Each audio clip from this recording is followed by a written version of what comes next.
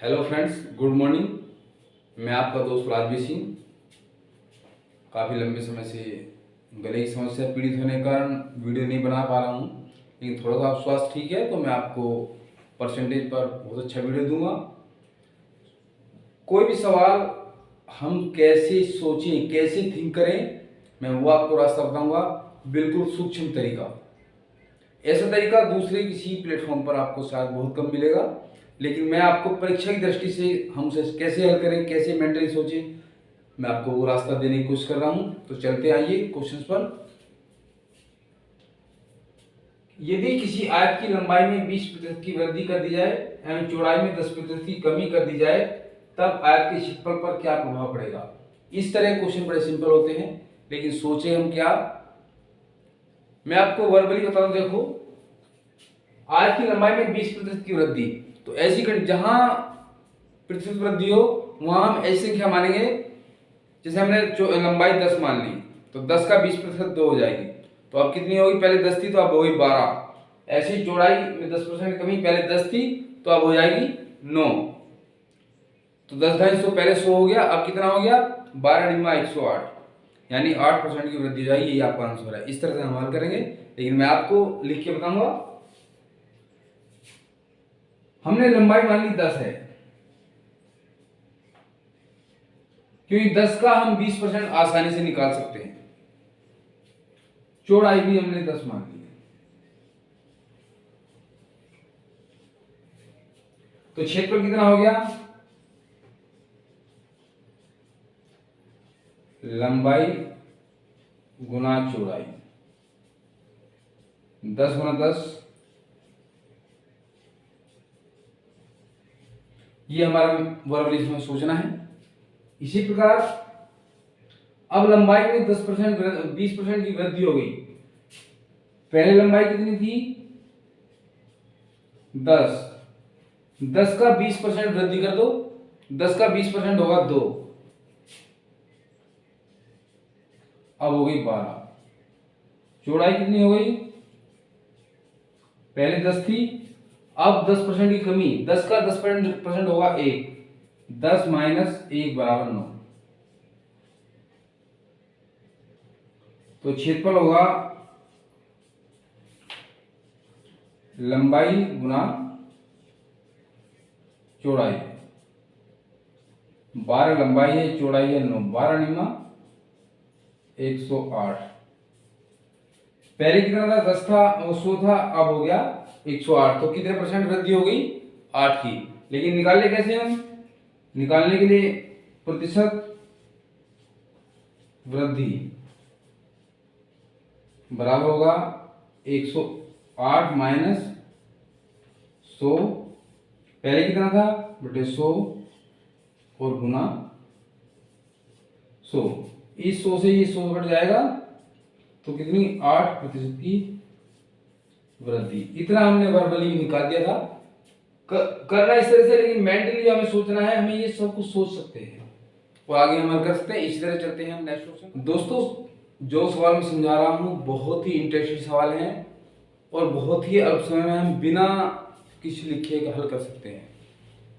तो मैं इस तरह के 5-6 सवाल कराऊंगा बहुत ही सिंपल वे से, और आप उसे करने में समर्थ होंगे, ये मेरा विश्वास है, दावा है कि आप उन्हें परीक्षा में आने पर सफल होंगे, उन सवालों को करने में सफल होंगे। तो आइए चलते हैं क्वेश्चन पर। यदि किसी घन की भुजा 10% की वृद्धि कर दी जाए,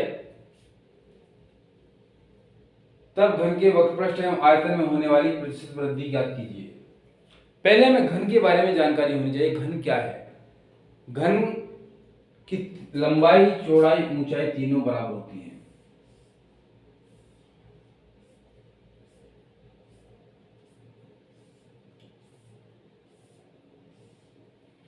लंबाई भी, चौड़ाई भी, ऊंचाई भी, तीनों जो है सभी बराबर होती है, अर्थात सभी की भुजा में 10% वृद्धि करनी। तो हम ऐसी संख्या मानेंगे जिसका हम 10% वृद्धि कर सके। जैसे 10 मान लिया हमने, कोई भी लंबाई 10 है तो 10 का 10% हो जाएगा 1,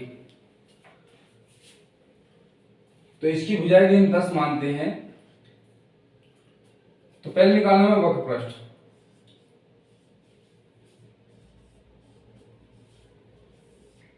वर्गपृष्ठ होता है 6a²।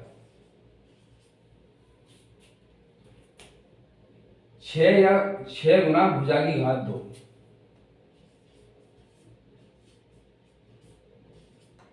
ये आपका वर्गपृष्ठ होता है।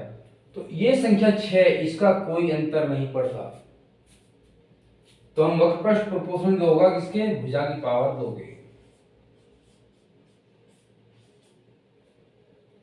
यदि पहले भुजा 10 थी तो क्षेत्रफल कितना हो जाएगा, 10 का वर्ग।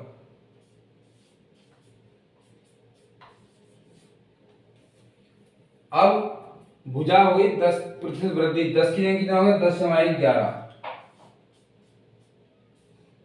11 का वर्ग कर दो, 11 का वर्ग 121। पहले कितनी थी 100, अब कितनी हो गई 121, तो कितनी प्रतिशत वृद्धि कितनी हो गई,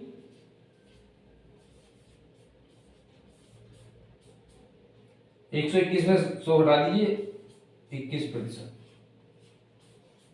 यही आपका आंसर होगा वक्रपृष्ठ के लिए, यानी वक्रपृष्ठ में जो वृद्धि होगी 21% की होगी। अब कह रहा आयतन में होने वाली प्रतिशत वृद्धि। आयतन क्या होता है, घन का आयतन,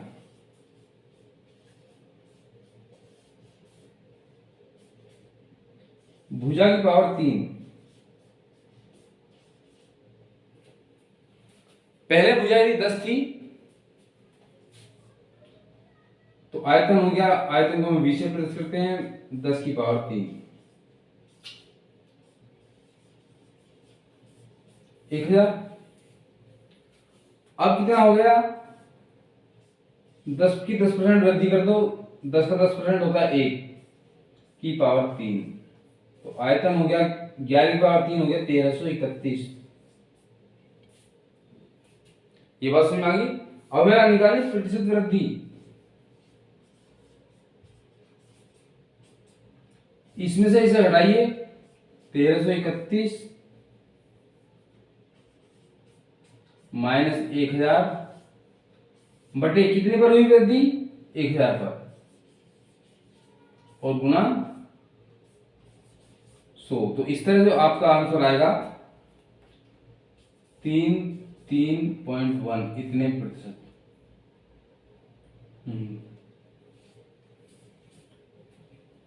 तो दोस्तों हमें इस तरह सवाल करने, मेंटली हल करने हैं। इसी तरह आप चलते हैं नेक्स्ट क्वेश्चन पर। दोस्तों इसी तरह का हम एक नेक्स्ट क्वेश्चन ले रहे हैं। यदि किसी वृत्त की त्रिज्या में 20% की वृद्धि कर दी जाए, तब वृत्त के क्षेत्रफल में होने वाली प्रतिशत वृद्धि ज्ञात कीजिए। हमें प्रतिशत वृद्धि ज्ञात करनी है।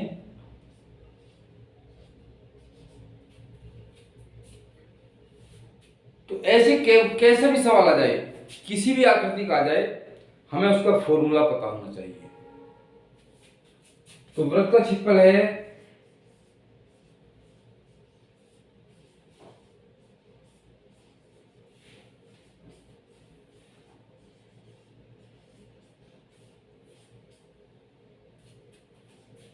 πr²,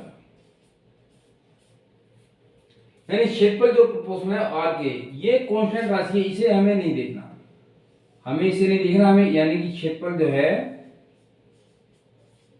वो प्रोपोर्शनल है r² के, यानी जो उसकी त्रिज्या उसके स्क्वायर के प्रोपोर्शनल होता है। हमने मान लिया पहले जो उसकी त्रिज्या थी 10 थी,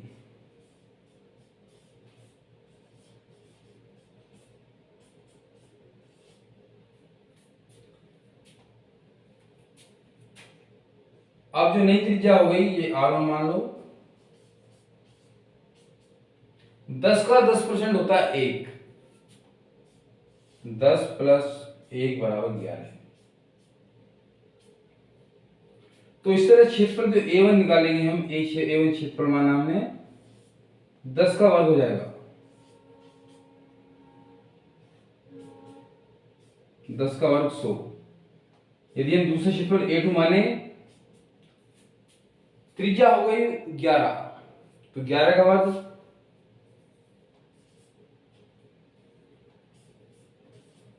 11 का वर्ग होता है 121। पहले कितना था 100, अब हो गया 121, कितना बढ़ गया 21। तो प्रतिशत वृद्धि जो हुई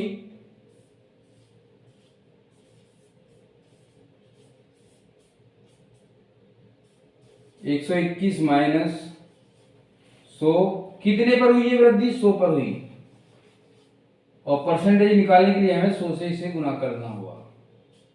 तो इस 100 से 100 कट जाएगा, बराबर 21% जो है वृद्धि होगी। ये हमें मेंटली हल कर सकते थे, कोई हमें लिखने की जरूरत नहीं, बिल्कुल भी मेंटली हल करिए। इस तरह क्वेश्चन बिल्कुल मेंटली हल होंगे।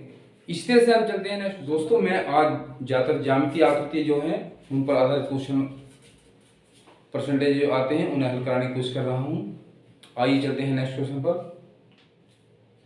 यदि किसी गोले की त्रिज्या में 10% की वृद्धि कर दी जाए तब गोले के वक्रपृष्ठ एवं आयतन में होने वाली प्रतिशत वृद्धि ज्ञात कीजिए। तो सबसे पहले आप पता कीजिए कि यदि पहले त्रिज्या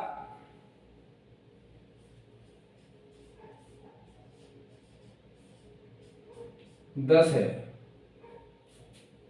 ये मान लिया हमने, तो नई त्रिज्या क्या हो जाएगी?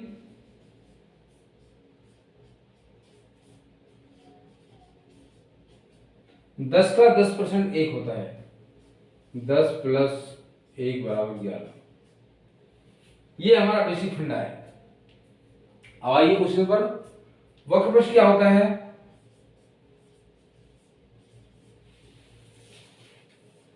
गोले का।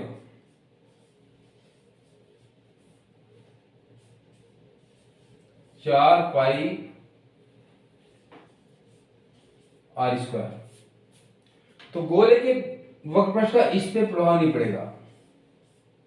4 क्या है? ये कांस्टेंट है, तो अर्थात वक्रपृष्ठ जो प्रोपोर्शनल किसके? आर स्क्वायर के है।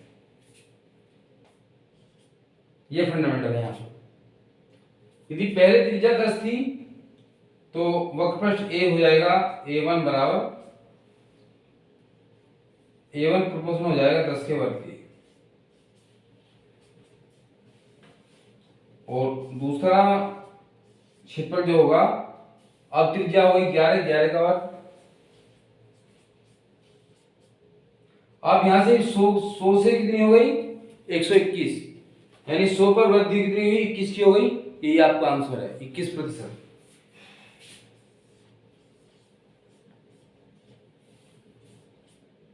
यहां से आप लगा सकते हैं, लेकिन सॉल्यूशन के लिए आप करेंगे 121 माइनस 100।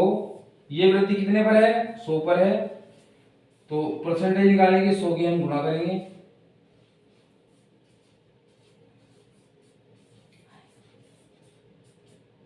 तो 100 से 100 कट जाएगा, बराबर 21% की वृद्धि आ जाएगी। इसी तरह से हमें निकालना है वॉल्यूम। आयतन क्या होता है? आयतन होता है 4/3 pi r square. Pi r cube. तो यहां पर 4/3 पाई एक कांस्टेंट है, कांस्टेंट को हमें नहीं छेड़ना है, अर्थात वॉल्यूम v जो होता है वो प्रोपोर्शनल होता है त्रिज्या की पावर 3 के। यदि पहले त्रिज्या 10 थी तो v1 इक्वल टू 10 की पावर 3 हो जाएगा, यानी 1000। अब v2 कितना है? वो प्रोपोर्शनल होगा, नई त्रिज्या कितनी है? 11, तो 11 की पावर 3 बराबर 1331। प्रतिशत वृद्धि जो होगा,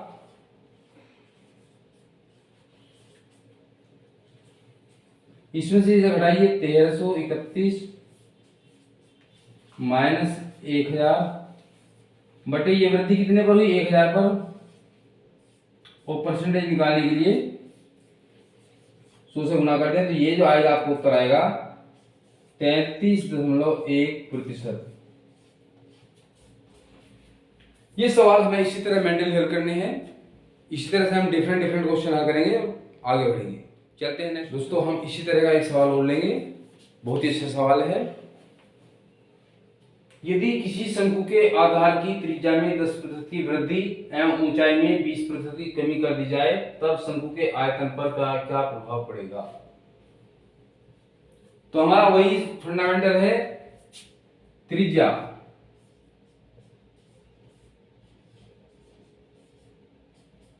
यदि पहले 10 थी तो नई त्रिज्या कितनी होगी?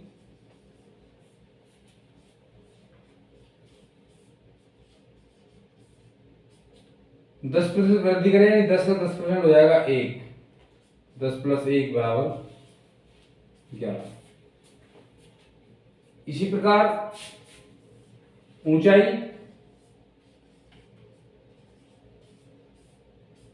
हमने 10 मानी, ऊंचाई में 20% की कमी हो रही है, तो नई ऊंचाई क्या होगी?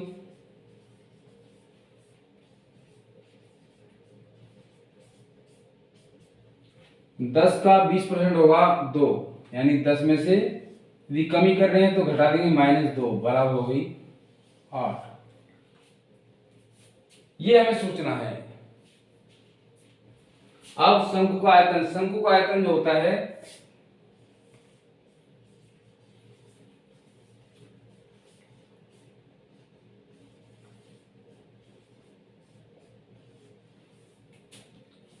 एक बटे 3 पाई r²h। जितना भी कांस्टेंट वाली राशि है इसे छोड़ देंगे, यानी कि आयतन जो है प्रोपोर्शनल होता है r²h के। ये बात समझिएगा। तो आप पहले निकालिए, तो v = होगा v1 मान लो इसे r² यानी कि 10 का वर्ग, h कितना है वो भी 10 है। ये फर्स्ट कंडीशन ले रहे हैं, यानी कि v1 = हो गया 1000। इसी प्रकार हम v2 निकालेंगे। अब त्रिज्या 10% वृद्धि होगी, यानी 10 से कितनी हो गई 11, तो 11 का v प्रोपोर्शनल हो जाएगा 11 का वर्ग r²h, h का मान है 8, 11 का वर्ग 121 गुना 8, 8 गुना करो 8 एकम 8, 8 दूनी 16, 6 का 1, 8 एकम 8 रे। पहले कितना था 1000, अब कितना आया 968, तो प्रतिशत कमी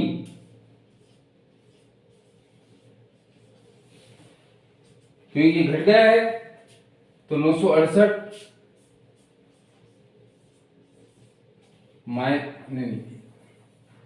1000 माइनस 968 बटे कितने पे घटा है 1000 पर, और प्रतिशत निकालने के लिए 100 से हम गुणा कर देंगे। 10 में से 8 गए 2, 9 में 6 गए 3 बटे 1000 गुना 100, 2 जीरो 2 जीरो कट जाएगी, अर्थात 3.2% जो है कमी होगी। समझ लो एक बार फिर। पहला आयतन था हमारा 1000, अब कितना है 968, तो घटा दिया हमने बचा 32, कितने पर 1000 पर, 100 गुणा कर प्रतिशत कमी निकल जाएगी, तो आएगी 3.2%।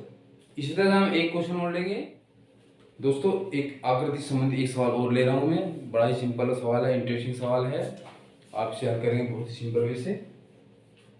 दोस्तों यदि बेलन की त्रिज्या एवं ऊंचाई में 10% की वृद्धि कर दी जाए तब बेलन के आयतन में होने वाली प्रतिशत वृद्धि क्या होगी? तो हमारा सिंपल वही फंडामेंटल है, त्रिज्या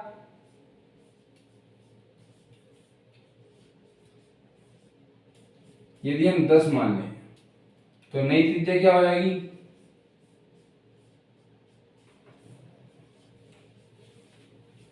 10 का 10% 1 होता है, 10 + 1 = 11। इसी प्रकार ऊंचाई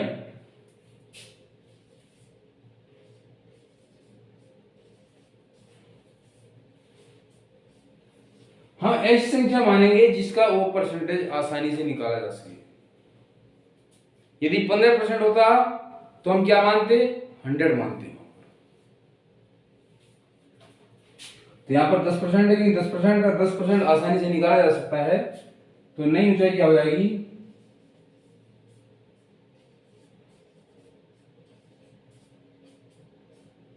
10 प्लस 1 बराबर 11।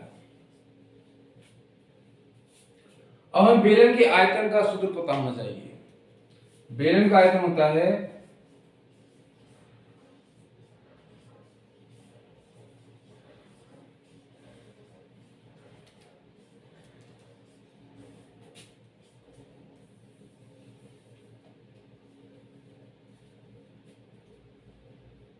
पाई आर स्क्वायर एच।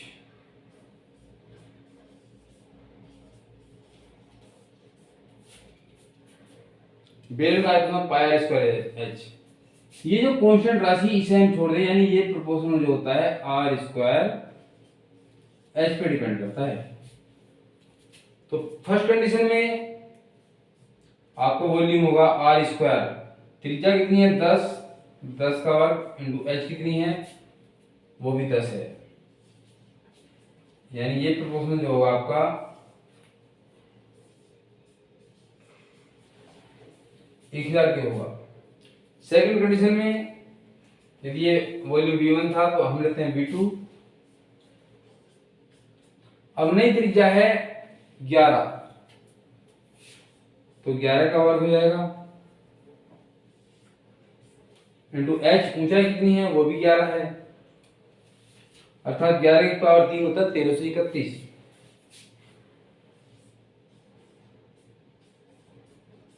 तो प्रतिशत वृद्धि कितनी हुई, वृद्धि होगी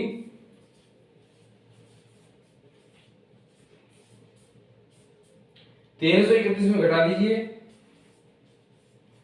-1000, कितने पर हुई वृद्धि 1000 पर, पहले कितनी थी 1000। अब परसेंटेज निकालना है तो हमें 100 से गुना करना होगा और ये आपका आंसर 33.1 कितने प्रतिशत, यही आपका आंसर होगा। दोस्तों हमें सवाल को जितना बड़ा सोचें उतना ही उसका सिंपल सॉल्यूशन निकलेगा, यानी कि हम जितना ज़्यादा दूर तक सोच सकें उतना ही सवाल को हम आसानी से हल कर सकते हैं। दोस्तों मैंने डिफरेंट तरीके से सवाल आपको हल करने की कोशिश की, आपको शायद दिल को छुए हों, तो चैनल को सब्सक्राइब कीजिए, वीडियो को लाइक कीजिए, और यदि आपको कोई बात अच्छी नहीं लगी या कोई बात आपकी समझ में नहीं आई है तो कमेंट में लिख दीजिए, जिससे मैं आपका सॉल्यूशन नेक्स्ट वीडियो में दे सकूं। Thank you.